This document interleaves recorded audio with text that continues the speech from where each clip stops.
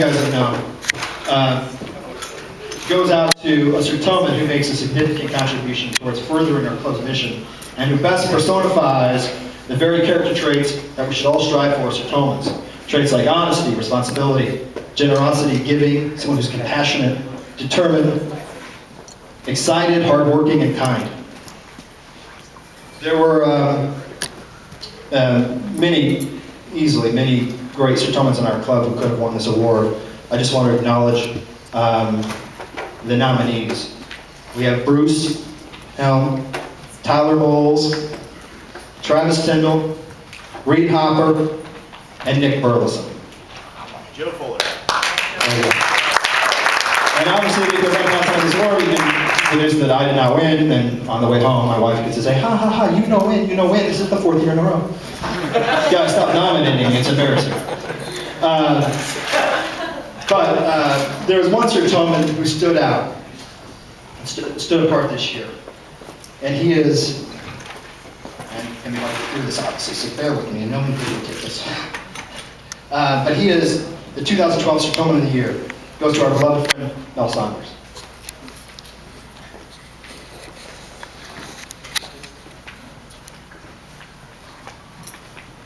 I want to read to you a late-breaking note from Teresa, who's in Florida.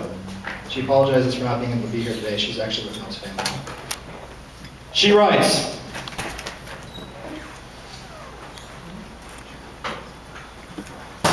sorry, I'm going to get through this.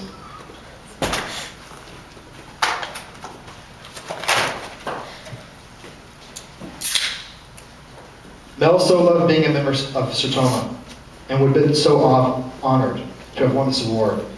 I can't wait for all the Sertoman brothers to share with Tyson all the funny stories about Mel, his daddy, about him getting the Justin Bieber and Hoover awards. If Mel were here, you know he would say something like this. It's about time a brother won. And a fine brother at that.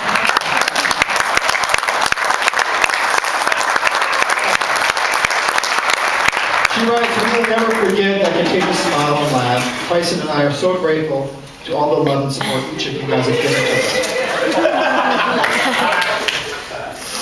It's this love and support that makes us want to stay and be a part of this community. How awesome is that? It's from Teresa.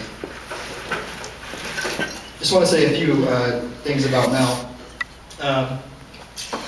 His commitment towards community service can be felt far and wide in Springfield. He was really a beacon of light, full of personality. Everyone gravitated towards him. Maybe it was because in business he was so positive. Sorry. In sports, he was so energetic and fun. And on boards, he was very dependable. Or maybe just because you never heard him say a bad word about anybody, right? Recently, I was able to watch a really cool musical here in town, and it's one of the main characters in the musical passes away, and the chorus comes together and performs a song that made me think of Mel because it's just about a year, right? In about a month, it'll be about a year from the day he passed. And the lyrics go, many of you guys will probably hear this, familiar with the song, 525,600 minutes, 525,000 moments, oh dear. Sing it. But it goes on to talk about how do you measure a year. You measure it in daylights, and sunsets, and midnights, and cups of coffee, and inches, and miles, and laughter, and strife. In 525,600 minutes, how do you measure a year in the life? And so when we look at Mel's life, we look at all the different seasons that he's gone through, we find that he was in transition to his life like most of us. And at the end of it, man, he's able to accomplish so much. And probably the coolest thing he ever accomplished was the role of being a father to Tyson, who was a great dad. And he was a husband. Thank you, God, for that picture. That's his face on a white man's body. He was bold. And I worked with Mel, and I said, that's not officially compliant. He said, I took that in Vegas, and what happens in Vegas stays in Vegas. It's hilarious. But he was a student. He was a financial advisor, and he was a good one. He was a mentor. He was the first mentor to sign up for the Mission to Mentor program over at the Musgrave unit. And I know this club is really going to get into the mission mentoring program this year. I know Travis is going to talk a lot about it in the coming weeks and months. He was a ref. He had a passion for reffing. I swear, I really feel strongly, given 10 years, he probably would have been a college ref. He was a sports fanatic. He was a board member on the Boys and Girls Club, chairman of the Investor Invest Committee from 2007 to 2010. He was a board member and a scholarship chairman and a member of the Professional Advisors Council for the Community Foundation of the Ozarks. He was on a board of diversity for the A.G. Edwards Company. He was a fellow board member of Sertoman. He's forever Sertoman and a dear, dear friend. Mel was very giving of his time. He had a passion for serving others. When he was awarded the honoree as 40 under 40 in town, he was interviewed and asked about what one of his proudest accomplishments was. And if you ever read the article, you'll know he answered that it was being able to deliver the Martin Luther King Jr. I Have a Dream speech to more than 100 children, the young adults at the Boys and Girls Club. And it was funny because I read that article, and I specifically remember when he did that, because I used to work with him, and I wasn't able to go. But the reason the memory is so vivid in my mind is because the Saturday before he gave that speech, we were both at the office working, and he came into my office and asked if he could sit down. He just wanted to practice his speech. Because if you've ever read the speech or given the speech, and I have, it's an unbelievable speech, it's a very long speech. And that's the kind of guy Mel was. He was a guy who went into the office on a Saturday to prepare himself for the service opportunity he was going to do that week. And that memory of him and I is like gold. He was determined and hardworking. There's an ongoing laugh about how often he was on his phone, right? Someone actually came up to me years ago and said, you know, you work with Mel, he's a good broker. He kind of seems like maybe a little distracted. He's always on the phone. And I'm like, what's he talking about? Oh, he's talking about sports all the time. I'm like, yeah, he sells Activision and Electronic Arts like it's going out of any, he would be thrilled today because Activision is up 5%, right? He was a stockman. This guy sold stocks, and he would sell Activision and Electronic Arts like it was like there's no tomorrow.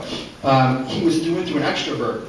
So him being on the phone served him so well. I am an introvert. I'm an extrovert for the purposes of being the president of the club. But it was just a blessing that he had in his life, that it was just who he was. Hard worker. I mean, Don, you met Mel because he door knocked you, right? Working. Didn't you bring him in the club? Saturday morning, Thompson brought me in. Thompson, okay. But I remember you sharing that story. Mel moved here and started door knocking. He met a lot of people that way. He was funny. Funny guy.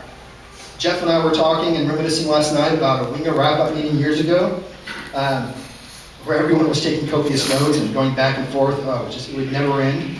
And when it came time to Mel to speak, what did he say? It was sizzle. Was it sizzle? Okay.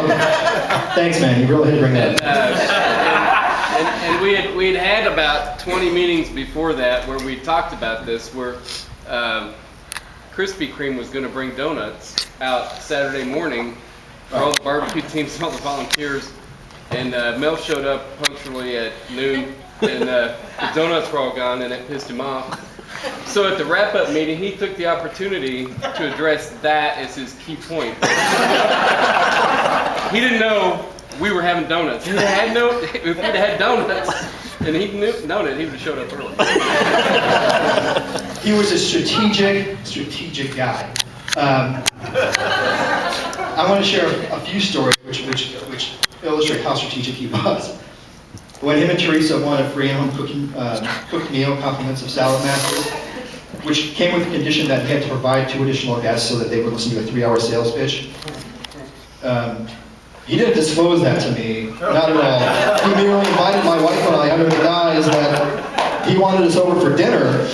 And I told my wife when we were new, she's like, this is awesome, we're going to meet these people. I picked up beer, there was a hockey championship game on, and you're not allowed to drink beer in front of the Salad Master guy. It has something to do with their insurance policy. And Mel didn't tell us And we had to sit there for 3 hours, and right before the 3 hours was up, I was like, I gotta go to the gym, and he left us there in his kitchen room, his living room. And I was so mad. The next day, I didn't talk to him for 3 days. He walked into my office, he's like, I'm so sick of you being mad at me. Don't you realize my wife had to buy $3,000 worth of that Saunders stuff? But that memory to me is gold now. Do you remember that? Yeah, she's never gonna forget it. But if you've ever served on the board with Mel, do you remember how strategic he was in voting? He was always the last person to vote. Why? Because he wanted to be on the winning side. So how do you measure a year in the life of Mel?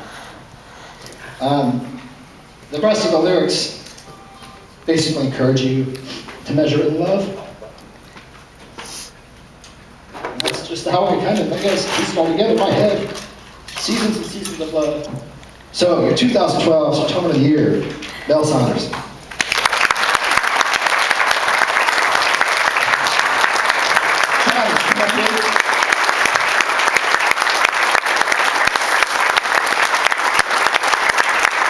I'm going to make it your responsibility to get this picture inside. And thank you for listening to me get through that. But one of the cool things, last year, a lot of people in the community got together and did an event for Mal where we were able to raise over $8,000 to benefit Tyson. So the board will keep you up to date on that. It's a non-Sertoma event because it benefits something other than Sertoma. But when we did that, it was a 3-day event, and I got involved in it. And on the day where we were all there, I looked around, it was all Sertomans. And so when I say it, I mean it. And I'm proud to be a Sertoman. I want to introduce you, you're way too late, brother. I want to introduce you to this year's incoming president.